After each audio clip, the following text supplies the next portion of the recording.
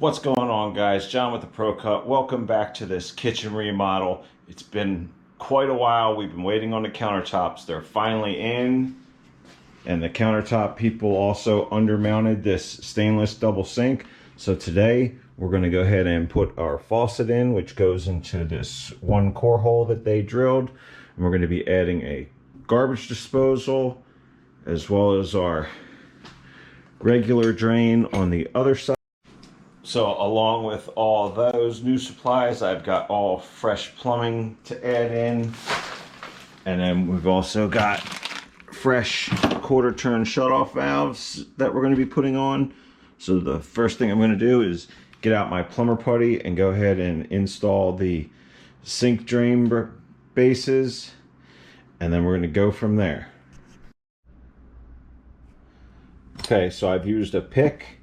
I've got that ring off, and now you can disassemble this. So your sink base is ready to go. Take and put plumber's putty around the bottom of that before installing it into the sink, and then reassemble everything. Okay, so you're just going to grab a marble, like a shooter marble sized piece of plumber's putty, roll it out into a snake or a worm in between your two hands, and then place it around your drain fixture, and then you can install it into the sink. Now I always like to make sure I have my lettering upright so it's all facing the right direction and it's, you know, it looks good. It's not crooked or anything like that. And then go ahead and press it into place. You can see that putty is starting to come out here, and when we squeeze this down with the rest of the bracket, that plumber putty will come out around the whole thing, and then once it's good and tight, then you can clean off the excess. Okay, so now on the underside, you can go ahead and first put this piece on and just hold it up into place for now, and then this piece, again, hold it up into place.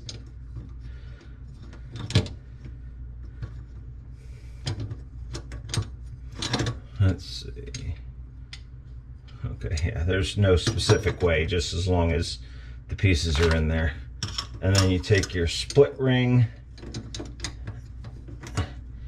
feed that back on.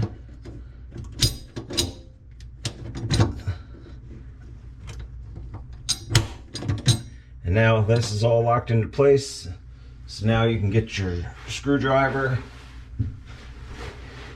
I'm using the impact in my case.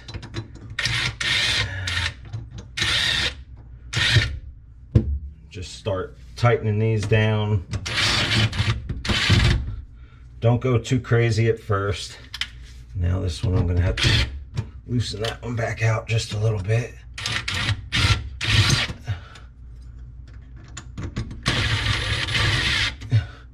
Okay, now before you tighten these down, just double check to make sure that you haven't moved that ring and your lettering and everything is still good and straight. And then now you can start to tighten this down and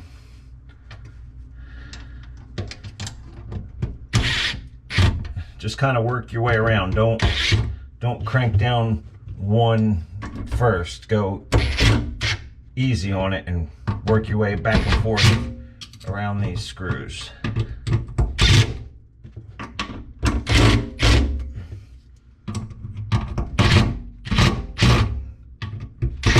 Okay, now that's good and tight. And if you look up here on the top, let me get some light up here for you. You can see where all this plumber's putty has squeezed out of here. So then you're just going to go ahead and clean that up. And that provides a nice watertight seal. And you're ready to move on to the next operation. So the next thing I'm going to do is put my other sink drain in for the other side. So you're going to pull all this stuff off of here. Same as the other part, you're going to take plumber's putty and make a snake and wrap it around here. and then you put your big rubber O-ring on the underside, and then your big locking ring. So like I said, you're just gonna make the little snake with your plumber's putty and go ahead and wrap it around the base. And then if there's any spot where it was kind of thin, just add a little bit more in there, press it in to the corner, and then you're ready to install this. Now this one also has a little label laser etched on it, and so I'll set that so that faces the same direction as the other labels that I put up. Okay, so on your insinkerator, you're going to hook the ground to the ground lug and hook your white to white and black to black, and then put your cover plate back on. Your garbage disposal comes with a special tool, and it just simply goes in there, and it's to use to get leverage to turn this to lock that ring in place. You'll see this turns a little bit. So now we're going to put it up on here, and then you can see where this is angled. So you're going to put it into place, and then you're going to turn that, and it's going to drive it up this angle and tighten that all down into place. Okay, so once you get this tightened down, then you can kind of freely, it's not real free, but you can spin this insinkerator to get it to face the direction you need it to face to hook up all the rest of your plumbing. So that's what I'm going to start now. An important thing you need to do with your garbage disposal, if you're going to have a dishwasher, you need to knock out your dishwasher port. There's a plastic plug in there, so you just got to knock that out with a screwdriver and a hammer. See, here you can see the little plug that comes out of that port. So now you can hook your dishwasher hose up to that in case there's any chunks that come out of your dishwasher that need to go through the disposal. Next will be to hook up my water supply line, and then it'll be ready to go. I still need to run back to the store to get more plumbing to do the trap hookup, because this sink configuration is a little bit different, and I need to hook up the faucet still. Stay tuned. Like, comment, and subscribe. If you have questions, post up in the comments.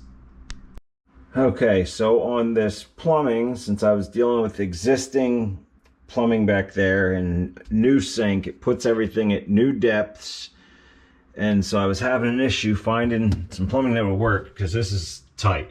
So I found this simple drain, and we're going to put it to the test. I've got it hooked up, and so once I get the water hooked up, I'll be testing this out. So the next thing I'm going to do is turn my main water off, pull these shark bites, and go ahead and put my control valves on, and then I can hook the water up. And after that, we'll get to the sink faucet. All right, I've got my water shutoff valves on. The dishwasher line is hooked up. I've turned it on, checked it, there's no leaks.